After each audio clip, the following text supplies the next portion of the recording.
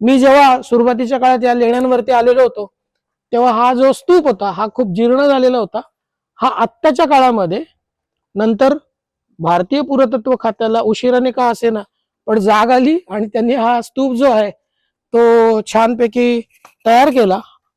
आणि हा समोरचा भाग पूर्ण नष्ट झालेला होता. पाठीमागचा काही भाग आहे हा तो राहिलेला होता आणि त्याच्यावरून हे अंदाजे हा पूर्ण स्तूप निर्माण केलेला होता. कुठल्या तरी अरहंतांच्या ह्याच्यावरती हा स्तूप आहे. त्याची प्रतिका आपल्याला दिसतात. विशेष म्हणजे जुन्नरवरती तुम्हाला ती प्रतिका दिसतात. सुरुवातीला तुम्ही गेलात तर त्रिरत्नाचं प्रतीक आहे डाव्या साईडला तो दिसतो आपल्याला आणि त्याची सुरुवात होते आणि त्या कुठल्या अरहंतांच्या नावाने दिलेला तो स्तूप आहे त्याचं प्रतीक दिसतंय आपल्याला. तसेच इथे आपल्याला स्वस्तिक पण दिसतो. हा स्वस्तिक आहे, तिथे त्रिरत्नाचं प्रतीक आहे. इथे खूप चांगली प्रतीक आहेत ती आपल्याला समजून घ्यावी लागतात.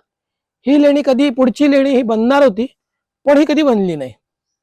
इथे समोरचा भाग तयार झालेला होता, हा ओसरीचा भाग आहे, हा तयार झालाय.